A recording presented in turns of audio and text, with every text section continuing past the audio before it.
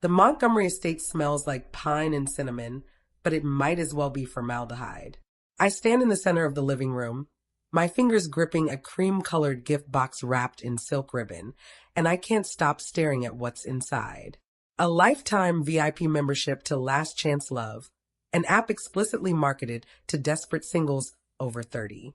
And beneath it, a hardcover book with raised gold lettering, How to Find Happiness When You Die Alone. 8E. The fire roars in the marble fireplace behind me. Outside the French windows, snow falls in thick, silent sheets, blanketing the manicured grounds. But inside this room, the cold has nothing to do with December weather. Bella giggles. The sound is high and sharp, echoing off the vaulted ceiling like breaking glass. I saw it on TikTok. My sister says, her voice dripping with false sweetness. The reviews were amazing. 5 stars for women who've given up on traditional dating. I don't look up. I keep staring at that horrible pink app card, at the cartoon illustration of a wilting flower that's supposed to represent women like me. Women who've supposedly expired. Take it, dear. My mother's voice cuts through the room. Trinity Montgomery sits perched on the ivory settee, her posture so rigid she could be carved from the same marble as the fireplace. Bella's just worried about your future. Don't let your ego turn you into a spinster forever. My father says nothing. Richard Montgomery stands near the bar cart, swirling bourbon in a crystal tumbler, studying the amber liquid like it holds answers he's not interested in sharing with me. His business partner, Harrison Sterling, shifts uncomfortably in the leather armchair beside him. Preston Sterling, Bella's fiancé, examines his phone with sudden, intense focus. I close the box. Slowly. My hands don't shake, though something inside my chest feels like it's cracking open. 8 months. It's been 8 months since I sent those invitations, since I spent 3 evenings at my dining table in Austin selecting the perfect cardstock, tying velvet ribbons by hand. 300-gram weight, the kind that whispers quality when you hold it. Nate had watched me from the doorway, his arms crossed, his expression careful. Are you sure you don't need to call them? He'd asked. I'd smoothed another ribbon, my fingers working the silk into a perfect bow. They're my parents. They wouldn't miss this. The memory sits in my throat like a stone. I delayed the ceremony for 30 minutes, staring at those 2 empty chairs in the front row, reserved for Dad, reserved for Mom. The signs I'd painted myself on small wooden plaques, decorated with wildflowers because my mother had once mentioned she liked daisies. That was 7 years ago. But I remember. I remember everything they forgot. Well, Bella leans forward on the sofa, her blonde hair cascading over one shoulder in a calculated tumble. Her engagement ring catches the firelight, a 3-carat diamond that costs more than my entire wedding. Aren't you going to say thank you? The words stick in my throat. Part of me wants to scream. Part of me wants to run out those massive oak doors like I've done so many times before. Drive back to the airport, fly home to Austin where Nate is probably heating up leftover Thai food and wondering if I'm okay. But I'm so tired of running. Harrison Sterling clears his throat. Perhaps we should move on to dinner, he suggests, his voice carefully neutral. I believe the caterers have everything ready in the dining room. Bella's smirk widens. She knows she's won this round. She always does. Except this time, something inside me doesn't break. It snaps. Not my heart, which has been breaking in this house since I was old enough to understand that some children are treasured and others are tolerated. No. What snaps is something harder. The chains I've been dragging around for 29 years. The ones labeled good daughter and second best, and maybe if you try harder. I look up, my eyes meet Bella's, and I watch her triumphant expression falter, just slightly. There's something in my face she doesn't recognize.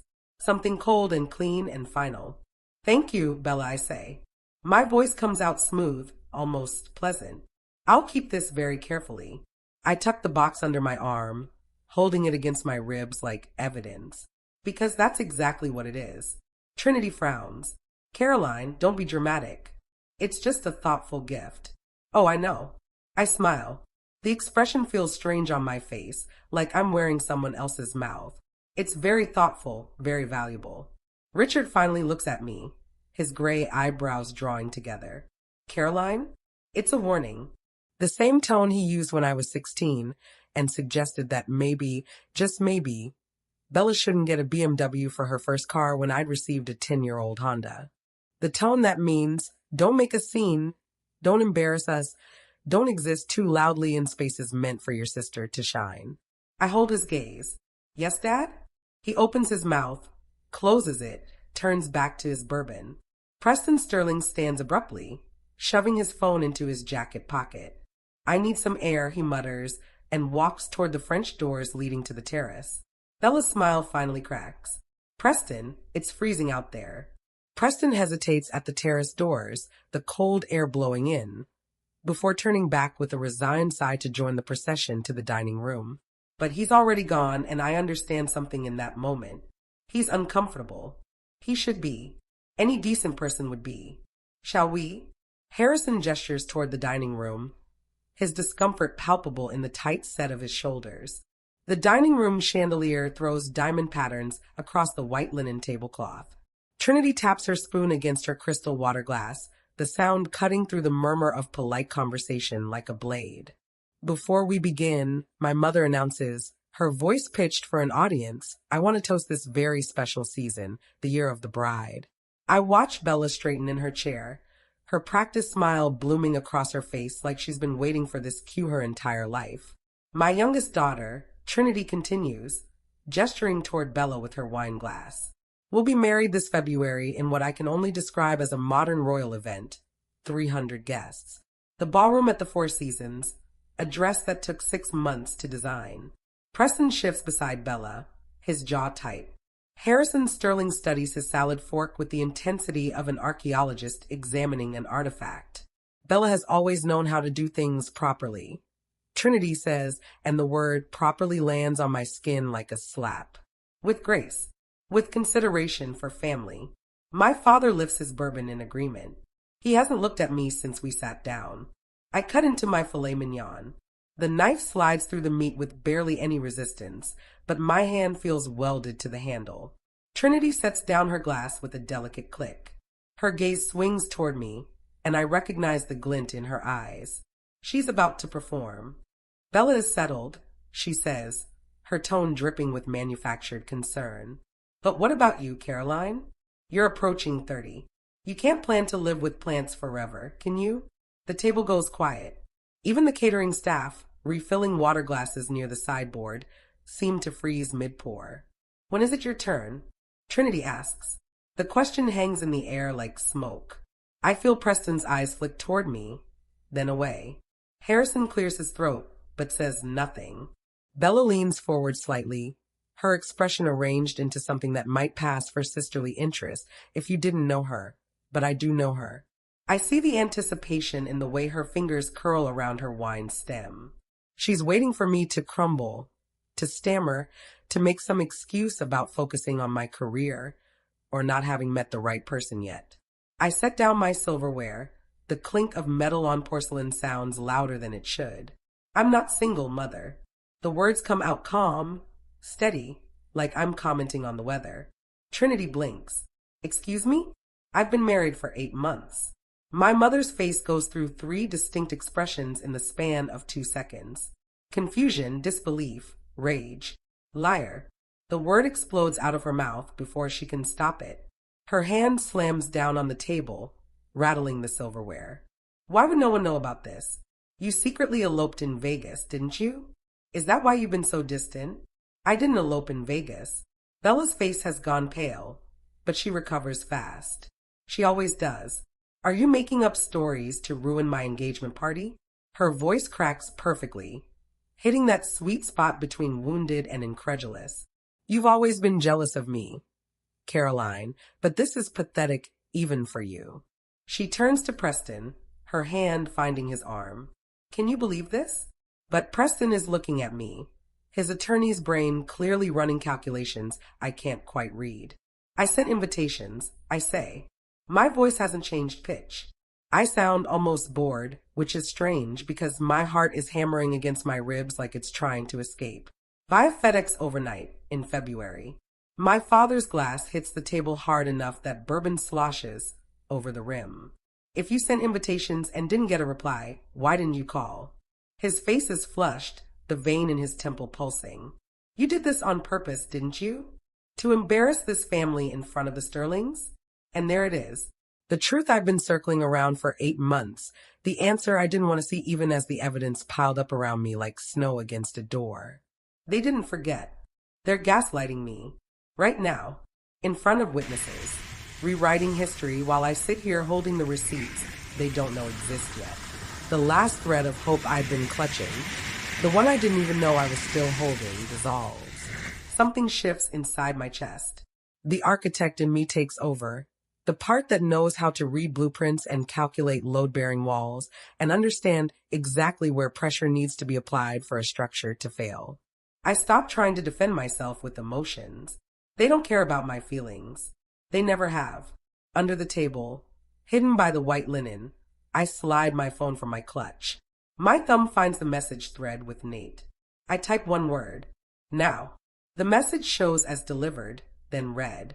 I put the phone away and pick up my fork again, spearing a piece of asparagus like nothing happened. Caroline. My mother's voice has that dangerous quality to it now. The one that used to send me running to my childhood bedroom.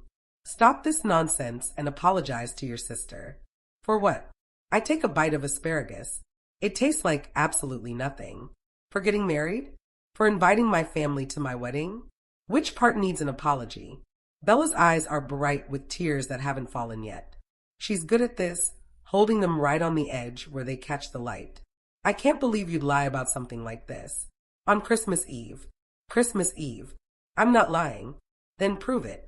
My father snaps. I meet his eyes across the table. Okay. Harrison Sterling shifts in his seat, clearly wishing he was anywhere else. Preston has gone very still beside Bella, his lawyer instincts finally catching up to whatever his gut has been telling him. The chandelier above us catches on my wedding band. I've been wearing it this whole time. They never even noticed. Dessert will be ready in 15 minutes. One of the catering staff announces from the doorway, oblivious to the tension crackling through the room like static electricity. My phone buzzes once against my thigh. A text from Nate. System accessed. Ready when you are. Any tonight. I look up at the 85-inch smart TV mounted above the fireplace in the adjoining sitting area, currently displaying a digital fire log that mirrors the real fire burning below it.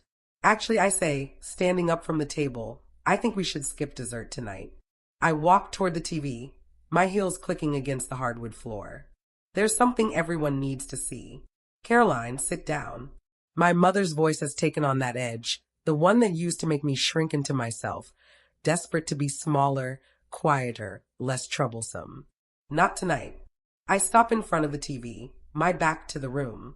You always believe Bella unconditionally. My voice sounds strange to my own ears. Calm, almost conversational. But have you forgotten what my husband does for a living? Silence. I turn to face them. Nathaniel Vance, senior cybersecurity analyst. He works for a firm that protects Fortune 500 companies from data breaches. Trinity's mouth opens, closes, opens again. I don't see what that has to do with anything. Don't you? I pull my phone from my clutch, holding it up so they can see the screen. 3 letters glow there. Now. Sent 18 minutes ago. Delivered. The TV screen behind me flickers. Bella's head snaps up. Her tears forgotten. What are you doing? The virtual fire log cuts out. The screen goes black for exactly 2 seconds. Then it lights up again, displaying something entirely different. A computer desktop. Blue background. Neat rows of folders. Remote access activated appears in the corner in small white text. What is this? Richard's voice has gone hard. Turn that off. I designed the electrical system for this house. I keep my tone pleasant, almost chatty, like I'm discussing the weather. Did you know that? You hired me fresh out of grad school. Paid me in exposure and family discount rates. I installed every smart system, every camera, every sensor. I turn back to the screen, watching as the cursor moves without anyone touching it. Nate, working from our home office in Austin, his fingers flying across keys 2,000 miles away. The admin password was never changed. I continue. I recommended you change it. Remember? I sent that email. Twice. Harrison Sterling leans forward, his expression caught between fascination and horror. Preston has gone very still beside Bella, his lawyer brain clearly working through implications. This is illegal. Bella's voice cracks. Not with tears this time. With panic. Actually, it's not. I don't look at her. I'm the system administrator on record. I have full legal access. Nate is simply helping me retrieve my own files. Trinity stands up, her chair scraping against the hardwood. Files? What files? The cursor on the screen moves to a folder. The label makes Bella gasp. Project. Truth. When you dismiss my career as playing with plants, I say quietly, you forgot I'm an architect. Architect's plan. We think 3 steps ahead. We build systems designed to last. My father's face has gone red. You had no right to put cameras in our home without telling us. I told you. My voice stays level. I gave you a 40-page manual. You signed off on everything. There's a camera at the front door. One at the side entrance. One covering the driveway. All disclosed. All legal. All recording to a professional NVR system in your wine cellar. What's an NVR system? Trinity's voice sounds smaller now. Network video recorder. I finally turn to look at her. It's not cloud storage that deletes after 6 months. It's physical hard drives. Professional grade. Data retention for 2 years. I watch the color drain from Bella's face. She understands. She's already doing the math. Counting backward through months. You're bluffing, she whispers. I turn back to the screen. The cursor hovers over the folder. Do you remember February 12th? Bella? I ask. My voice sounds almost gentle. It was a Tuesday. Cold. You were wearing your cream cashmere coat. The FedEx driver arrived at 10:15 a.m. Stop it. Bella's voice rises. Mom, make her stop. The package was blue. I continue. Express overnight. 4 velvet boxes inside. Wrapped in ivory ribbon. My wedding invitations. Preston's head turns toward Bella. Slowly. Like he's seeing her for the first time. Turn it off. Bella screams. Mom, make her turn it off. But Trinity is frozen. Her hand still pressed to her throat. Her eyes locked on the screen. It's too late anyway. I hit enter on my phone. Nate, receiving the signal, opens the folder. The first image fills the screen in perfect high definition. A FedEx receipt. Signature line clearly visible. Isabella Montgomery. Signed in her distinctive looping handwriting. Date. February 12th. Time. 10:15 a.m. The dining room explodes into chaos. But I just stand there, my phone in my hand, watching my sister's carefully constructed world begin to crack. That's my signature, Bella says immediately.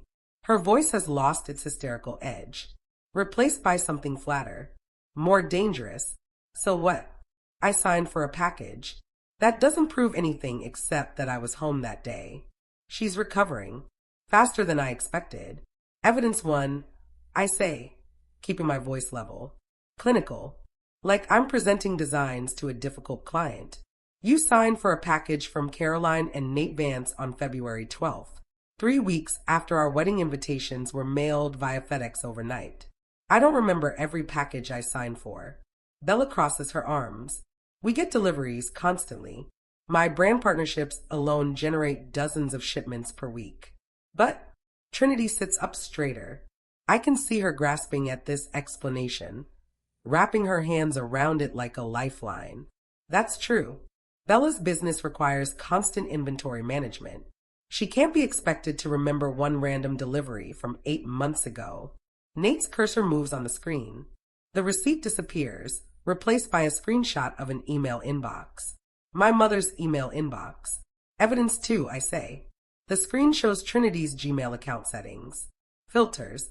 There's a long list of them, sorting newsletters and promotional emails into various folders. But one filter sits at the top of the list, marked with a red flag icon.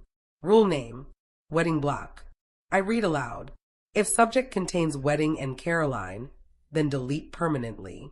Skip inbox. Do not archive. The creation date sits right there in gray text. February 14th. 2 days after the invitations were delivered. This filter was installed from an IP address that traces back to Bella's device. I continue. Her iPhone specifically. The same device she uses to manage her Instagram account. The silence that follows isn't peaceful. It's the silence of a trap snapping shut. Trinity's face has gone pale. That's not possible.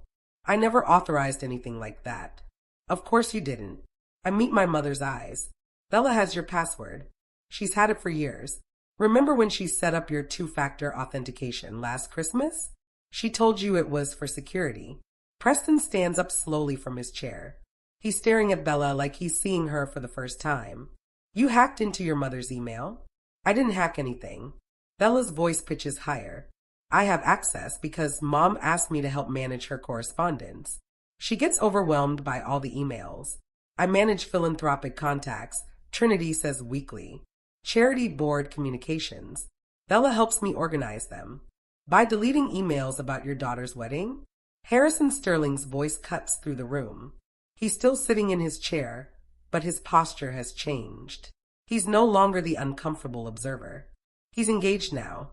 Focused. Bella stands abruptly. Her chair scrapes against the hardwood floor. Fine. Yes. I hid the invitations, but I did it to protect Mom and Dad. The room freezes. She's pivoting. I watch it happen in real time. The way her expression shifts from defensive to aggrieved. Her eyes fill with tears. Her voice shakes, but not with fear. With righteous indignation. You sent those invitations last minute. She continues, voice trembling.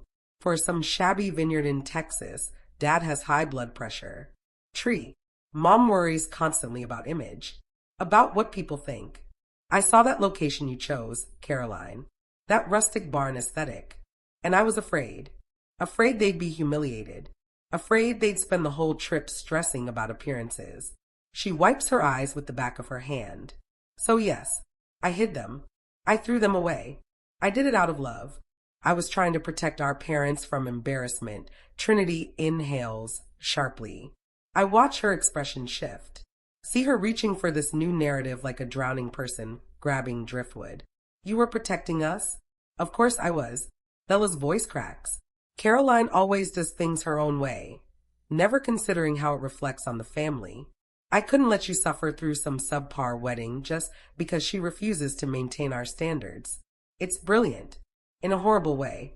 She's reframed herself from villain to hero in 30 seconds flat. The malicious act becomes protective sacrifice. The lie becomes love. Preston's frown deepens. He's not buying it. I can see the doubt written across his face, the way his jaw tightens. But my parents are already softening, already finding the explanation they want to believe. I don't panic. I don't rage. I don't give Bella the satisfaction of seeing me unravel. Instead, I smile. It's a smile full of pity. The kind you give a child who's trying to convince you the dog ate their homework when you can see the torn pages in the trash. Protecting them, I repeat softly. That's your story. It's the truth. Bella lifts her chin. Then why? I say, each word deliberate. Did you throw the invitations in the recycling bin instead of hiding them in a drawer? Bella blinks. What? If you were protecting Mom and Dad, if you were worried about their feelings, you would have hidden the invitations somewhere safe. Somewhere you could retrieve them later, if needed. You would have preserved them carefully, just in case your plan went wrong. I gesture to the screen where Nate has already queued the next file. But you didn't do that, did you? Preston turns to look at Bella. Really look at her. Did you? I was upset, Bella says quickly. I wasn't thinking clearly. That's interesting, I say, because the video footage suggests you were thinking very clearly. I nod to the screen. Nate clicks play. The video quality is stunning. Crystal clear footage from the front door camera, the one mounted above the entrance with a perfect view of the porch and driveway. The timestamp reads February 12th, 1014 a.m. The FedEx truck pulls into frame. The driver climbs out, carrying a blue package. He rings the doorbell. Bella appears 30 seconds later. She's wearing yoga pants and a cropped hoodie, her hair in a high ponytail. She smiles at the driver, signs the tablet, accepts the package. The driver leaves. Bella looks down at the package. I watch her read the return address label. Caroline and Nate Vance. Her expression changes. The smile vanishes. Something cold and sharp takes its place. She doesn't look worried. She doesn't look protective. She looks furious. Bella glances around, checking if anyone's watching. Then she walks to the side of the house where the recycling bins sit behind a decorative lattice screen. She doesn't hesitate, doesn't pause, doesn't open the package to check the contents. She just hurls it into the bin like she's throwing out garbage. The 4 velvet boxes I'd wrapped, so carefully, probably crushed on impact. The invitations I'd lettered by hand, likely bent and creased. She doesn't look back, just wipes her hands on her pants and walks inside. The video ends. The dining room stays silent. Even the fire in the hearth seems to hold its breath. There's your protection, I say quietly. There's your love. The dining room holds its breath. I watch Preston's face cycle through expressions too fast to name. Confusion, realization, disgust. He stands so abruptly his chair scrapes against the hardwood floor, the sound sharp enough to make my mother flinch. You threw your sister's wedding invitations in the trash. His voice is quiet, which somehow makes it worse. Because you were afraid of sharing the spotlight? Bella reaches for his arm. Preston, I can explain. He jerks away from her touch. You gave her a book about dying alone when you knew she was married? He's staring at Bella like he's seeing her for the first time. Maybe he is. I cannot marry a monster. The word hangs in the air. Monster. Bella's face crumples. You don't understand, she's always. But Preston is already moving. He pulls the engagement ring off her finger with such force I'm surprised the band doesn't bend. The 3-carat diamond catches the chandelier light one last time before he places it on the table with a deliberate click that echoes like a gunshot. We're done, he says. My mother surges to her feet. Preston, don't be hasty. Bella made a mistake, but surely. A mistake? Preston's laugh is harsh. Mrs. Montgomery, your daughter committed male tampering. She sabotaged her own sister's wedding. She lied to my face for 8 months.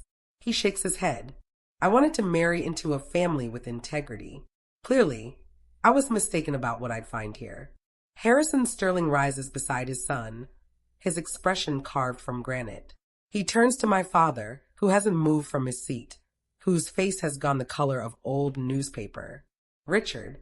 Harrison's voice carries the weight of 40 years in business. I've always believed that a man who cannot manage his household cannot manage a business. My father's bourbon glass pauses halfway to his mouth. Your daughter is deceitful. Harrison gestures toward Bella. Your wife enables her. He looks at my mother, whose mouth opens and closes soundlessly. And you are irresponsible. His gaze settles back on my father. The merger project next month? Consider it canceled. Sterling Group will not do business with the Montgomery family. The words land like physical blows. I watch my father's face drain of what little color remained. That merger was supposed to be his crowning achievement, the deal that would cement his legacy. $50 million in contracts. A partnership that would have doubled his company's reach. Gone. Harrison, please. My father finally finds his voice. We can discuss this privately.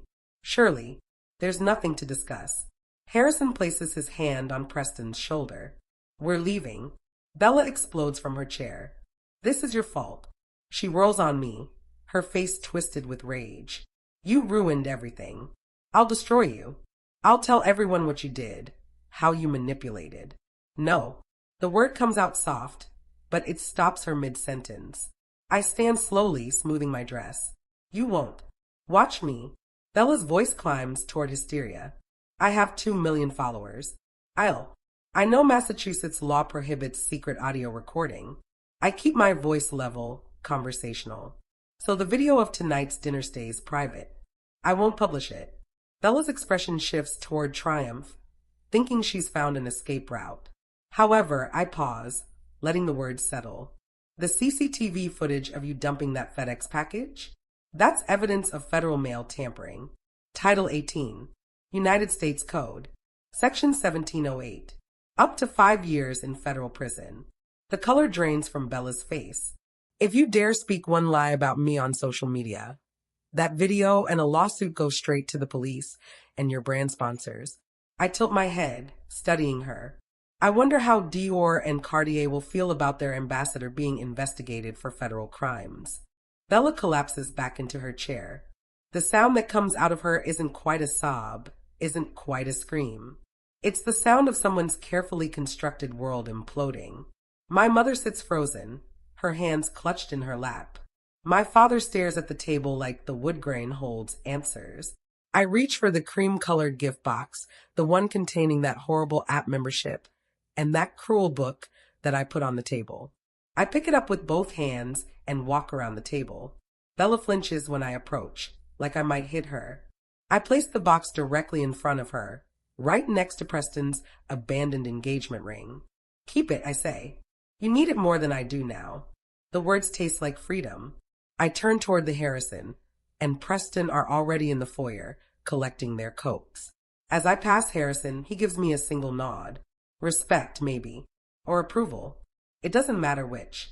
Behind me, I hear my mother's voice, thin and desperate. Caroline, wait. We can fix this. We can.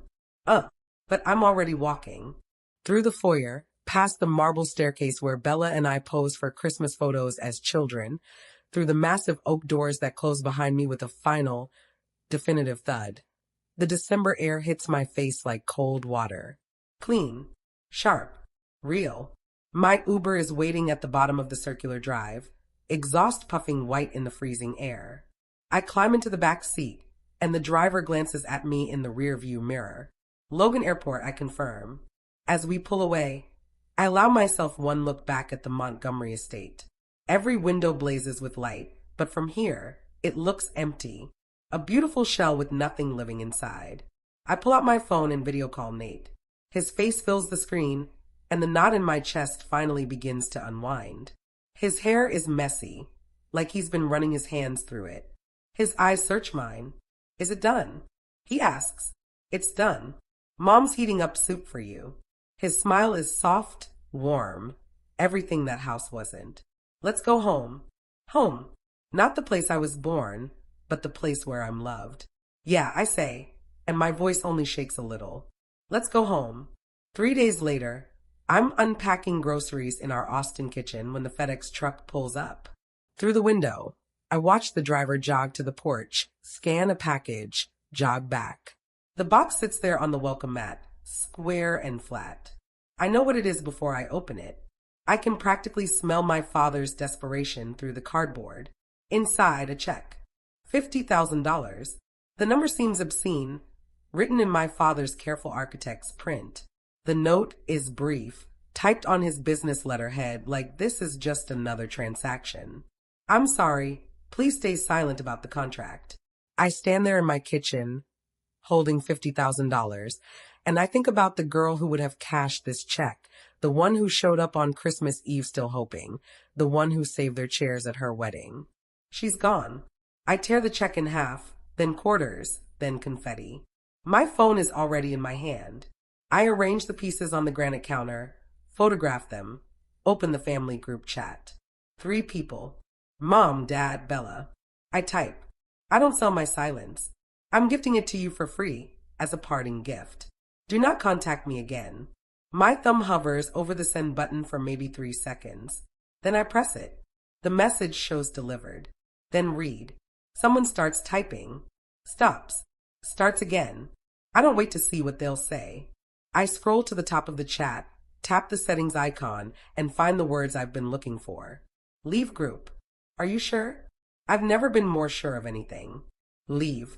New Year's Eve arrives wrapped in Seattle rain, and the smell of Meredith's famous pot roast. Nate's family crowds into their living room, laughing, arguing about what movie to watch before the countdown. His sister steals the remote. His nephew spills grape juice on the carpet. His mother hugs me tight, and I feel the weight of the sapphire brooch on her coat pressing against my shoulder. Real. Solid. An actual heirloom passed down with love instead of obligation. Come on, Nate says, taking my hand. Let's get some air before the fireworks. We step onto the back porch. The Space Needle glows in the distance, and the city hums with celebration. Nate wraps his arm around my waist, and I lean into him, breathing in rain and cedar and freedom. Any regrets? He asks quietly. I think about the empty chairs, the hidden invitations, the cruel gift, the check torn into pieces. Not one. The first firework explodes overhead, gold sparks against black sky. Nate's family cheers from inside, and through the window I can see them raising glasses, pulling each other into hugs. I'm not the Montgomery daughter anymore. I'm Caroline Vance, architect of landscapes, and now, finally, architect of my own life. I cleared the weeds. I burned out the rot. And here, in this garden I chose, something real is growing.